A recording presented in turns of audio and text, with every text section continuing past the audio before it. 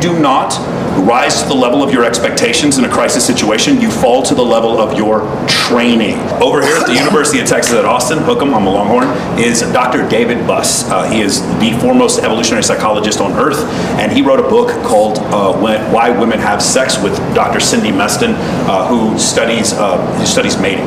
And one of the things they figured out was that they surveyed, I think, 17,000 women, and they found there were 237 reasons why women chose to have sex with men. And then if you watch whatever podcast, if you watch Fresh and Fit, if you watch Access Vegas, which is my show, if you watch Pearly Things, if you watch any of these other shows that have panels of women, you'll find that they do the same thing. There's this person says ambition, this girl likes tall guys with tattoos, this girl only likes dudes with huge penises, this girl only likes money, this girl, for men, there's 4 reasons why we like women. For women, there's 237 reasons why they like us. So because there is no thing, I don't tell men to try to be a way for women. There's a movie about that, it's called Hitch. And in reality, that movie is about being a stalker. That movie is like, I'm just gonna focus on one woman and I'm gonna obsess over this one woman who doesn't like me. That is not the way to do it.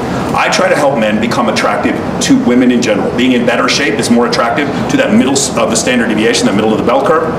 Having more money is more attractive to the middle of the bell curve. All these things, having a clear face, having a relevant, listen gentlemen, a relevant haircut, having some of you, man, you look like it's 1983, I don't know what the fuck you're doing. I have a home, like the whole bowl cut that your mom did back when you were 17, you're still rocking the bowl cut.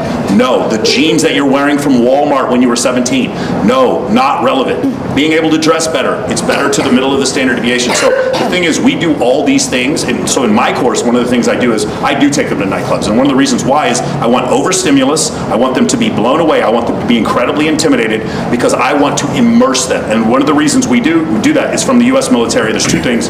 One of them is the concept of being behind a berm and they fire live bullets over your head. At first your heart rate's in the 140s. Then you do it for a while and your heart rate you have a resting heart rate because you're used to hearing those bullets. Even though you know those things will kill you, you get immersed to that hyper situation. Your autonomic nervous system does not cause your voice to constrict and your palms to sweat and your pupils to dilate, which is what happens to men when they approach women. They're like, hi, what's going on?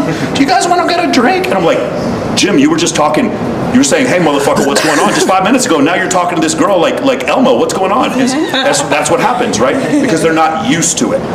So the thing we say in the US military is, you do not rise to the level of your expectations in a crisis situation, you fall to the level of your training.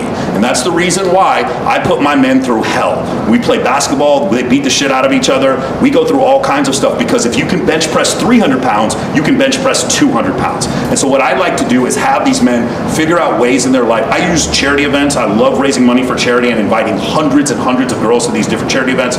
We use swimsuit pageants, we have theme parties, we have people come over, they'll have theme parties at their house, birthday parties, all kinds of stuff like that. Or we go on stage with Deadmau5 and like 17 girls like we did the other night. We'll do stuff like that. That's what I try to do. And then what happens is that section of if you guys remember from your statistics class, not to get too nerdy, but the central limit theorem. In central limit theorem, as you get more, as you get more experiences and as n approaches infinity, you start to get a normal distribution. And that's what happens to people in real life. As you're a man and you consistently are around beautiful women, what will happen is you're going to get not only, number 1, get used to being around beautiful women, but number 2, you're going to find the one that matches. When I think about my girlfriend, I've hosted 47 bikini competitions. I teach men how to show up to parties with hundreds of women. I've thrown all these parties, and it took all that for me to find this one girl who is absolutely phenomenal for me. And when I met her, I was like, yes, you're the one. I knew immediately that she was the one.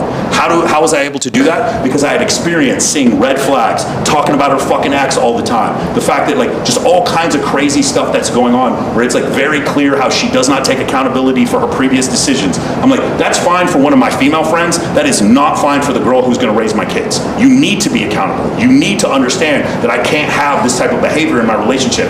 But in order for me to do that, I had to meet thousands of women, and that's what I recommend men do. You set up a lifestyle to where either you can go up and meet strange people, or you're hosting events, or you're helping other people with events. And that's what we teach in my program, is how to do that kind of thing, because then you meet the perfect person to match for you. Because trying to figure out which one of those 237 reasons that women have sex with men that you want to fit, it's the guy who takes too many steroids.